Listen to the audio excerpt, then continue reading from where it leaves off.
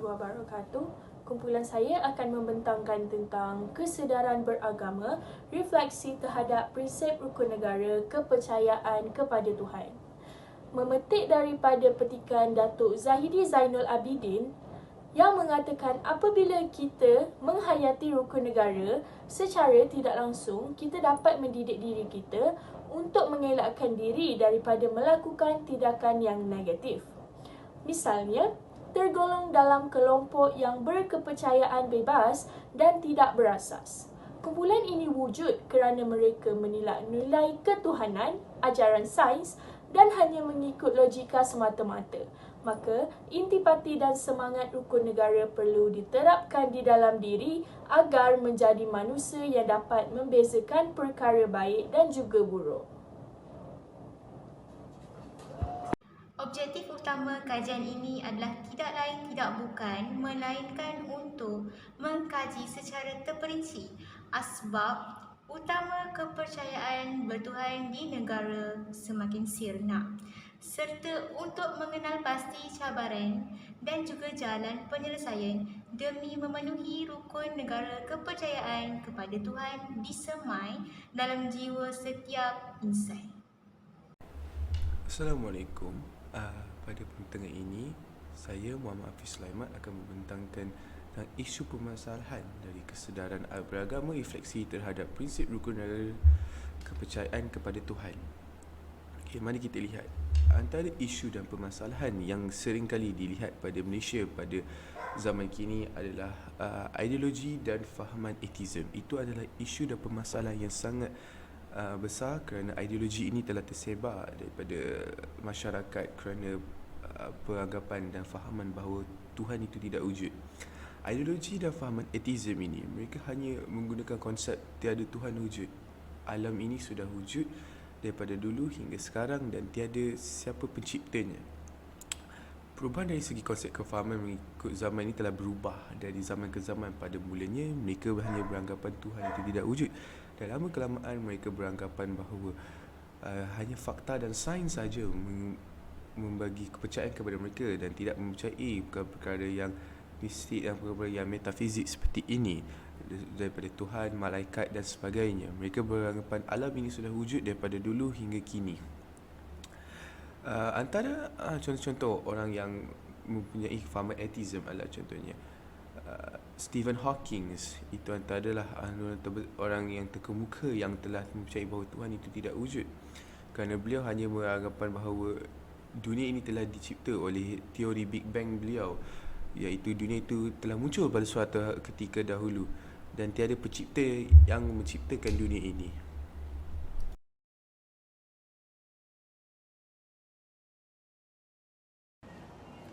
Assalamualaikum dan selamat pagi.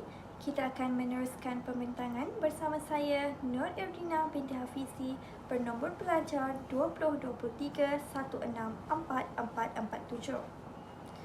Kini, lambakan masalah telah timbul di negara kita kerana rakyatnya yang tidak mengamalkan rukun negara pertama, iaitu kepercayaan kepada Tuhan.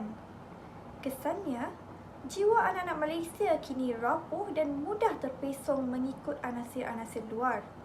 Contoh mudah, mari kita hayati satu persatu kronologi sebuah filem yang baru ini telah menggemparkan tanah air kita. Filem yang saya sebutkan tidak lain tidak bukan merujuk kepada filem yang berjudul Mentega Terbang hasil karya Khairi Anwar. Filem ini kononnya bersifat bebas dan telah mencetuskan 1001 kontroversi di negara kita.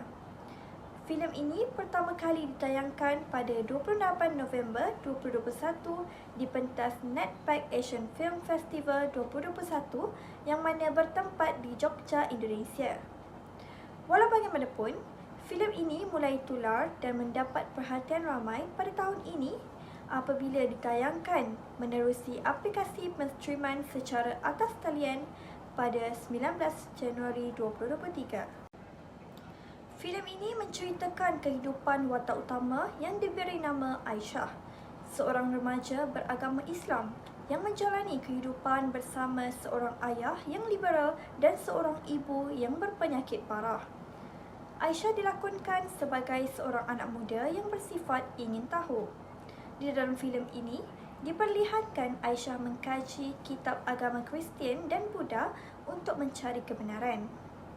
Namun, di manakah silapnya sehingga filem ini mencetus kontroversi hebat di Malaysia? Yang menjadi kontroversi, filem ini tanpa segan silu telah memaparkan adegan-adegan sensitif dan berbau hasutan yang mana berpotensi untuk memecah belahkan akidah umat Islam.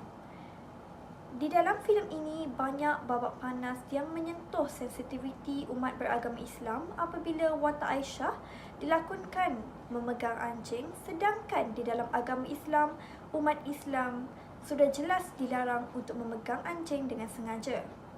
Babak lain turut termasuk adegan Aisyah bergurau untuk menekuk holy water dan mengucapkan 2 kalimah syahadah di depan jiran tetangganya.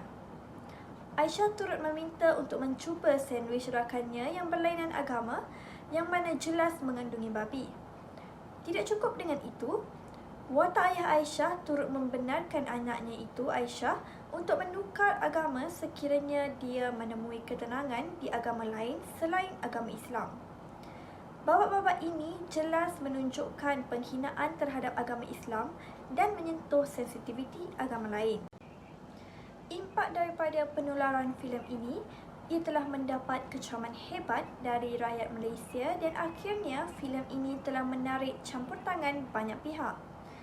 Menurut laporan Akhbar Kosmo yang telah ditulis pada 2 Mac 2023, filem ini telah pun diteliti semula oleh Jabatan Kemajuan Islam Malaysia (JAKIM) di atas gerahan Menteri Hal Ehwal Agama.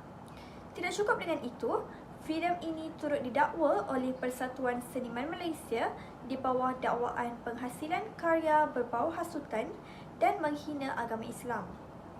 Akhirnya, Berita Awani turut melaporkan bahawa Kementerian Komunikasi dan Digital telah menyerahkan kes ini kepada SKMM dan Finas untuk disiasat.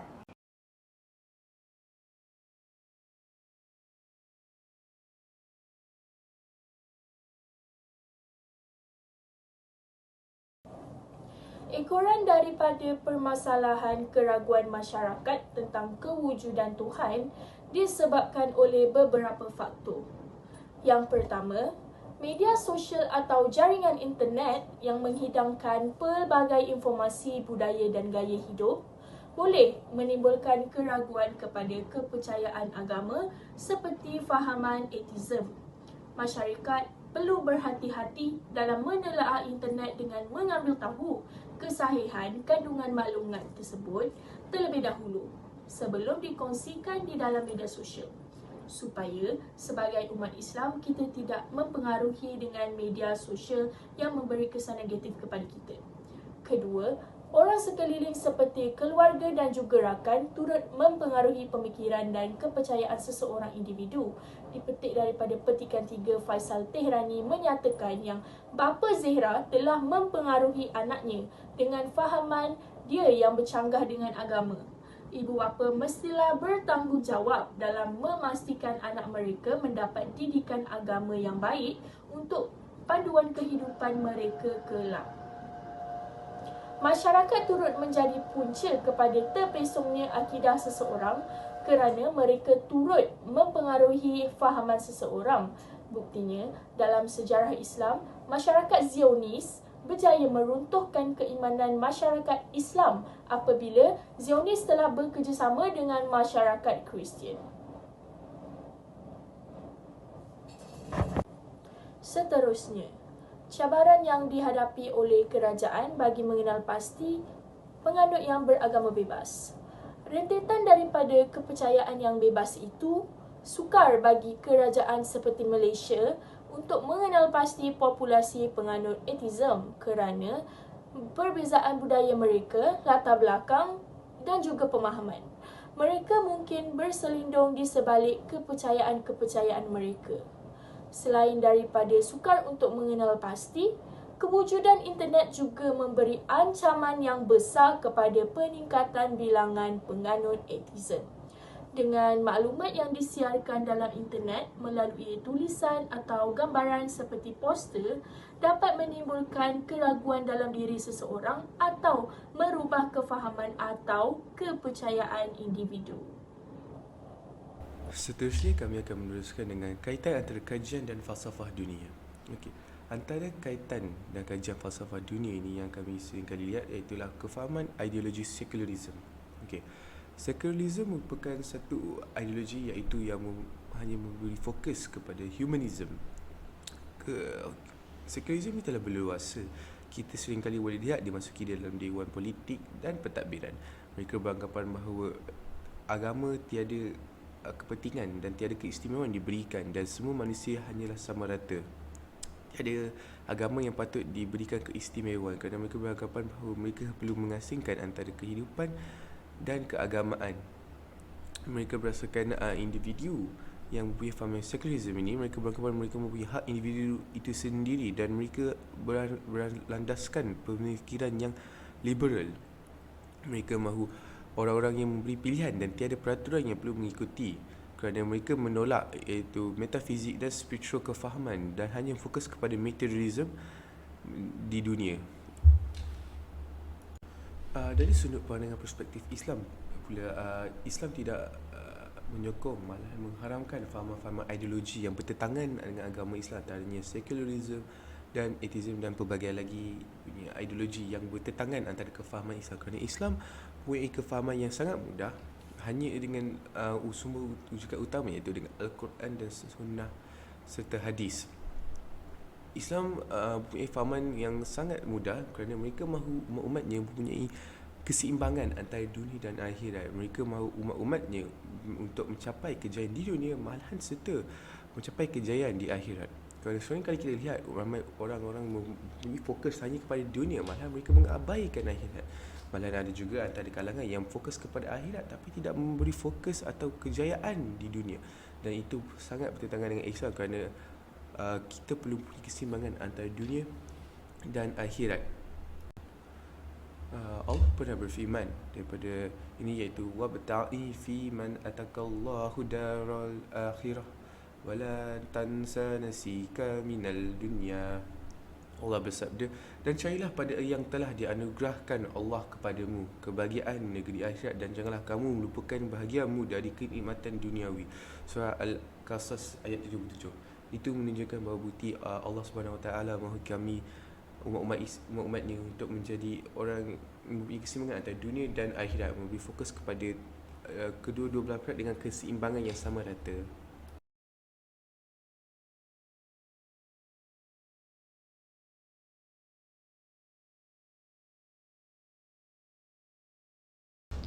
Seterusnya adalah cadangan penyelesaian masalah.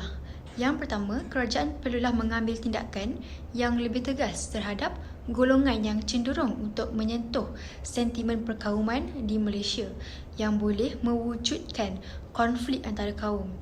Kerajaan juga perlu mengenakan hukuman yang lebih tegas seperti hukuman penjara dalam tempoh masa yang lama supaya individu lain dapat mengambil perkara tersebut sebagai pengajaran. Kebanyakan individu tidak takut untuk melakukan kesalahan sebegini kerana mereka tahu hukuman yang bakal menimpa mereka adalah ringan dan boleh diselesaikan dengan menggunakan wang tunai sahaja. Seterusnya adalah usaha daripada badan bukan kerajaan. Antara usaha yang boleh dilakukan ialah menganjurkan kempen kesedaran melalui pelbagai saluran di televisyen bagi membantu masyarakat lebih memahami konsep rukun negara yang pertama, sama ada dalam bentuk poster, iklan atau sekadar peringatan. Pihak NGO yang terlibat boleh siarkan di televisyen dan NGO juga mempunyai pengaruh yang agak besar selain kerajaan demi kepentingan masyarakat Malaysia. Seterusnya adalah usaha daripada institusi pendidikan. Mereka hendaklah memberi pendedahan awal terhadap penghayatan rukun negara, terutamanya kepercayaan kepada Tuhan kepada para pelajar di samping mewajibkan pelajar turut serta dalam program tersebut. Guru-guru atau para pensyarah di institusi pendidikan perlu lebih tegas dalam subjek yang mempunyai silibus rukun negara. Contohnya, mata pelajaran sivik. Subjek tidak teras ini membuatkan para pelajar mengambil subjek tersebut secara sambil lewa dan tidak terlalu mendalami konsep tersebut. Oleh itu, sistem pendidikan perlu lebih peka kerana anak-anak muda yang akan menyambung generasi di Malaysia dan mengekalkan perpaduan. Akhir sekali adalah usaha daripada mahasiswa. Usaha yang mereka boleh lakukan ialah menyebarkan infografik poster di pelbagai platform sosial media. Mereka boleh melakukan penyebaran konsep sebenar kebebasan beragama di Malaysia, iaitu bebas mengamalkan amalan masing-masing tanpa mengganggu agama lain. Ramai individu yang sebenarnya tidak memahami konsep kebebasan beragama yang dibawakan tersirat melalui rukun negara yang pertama, iaitu kepercayaan kepada Tuhan. Ia sebenarnya berkonsepkan setiap individu di Malaysia berhak mengamalkan kepercayaan dan ritual masing-masing. Itu sahaja daripada saya. Terima kasih.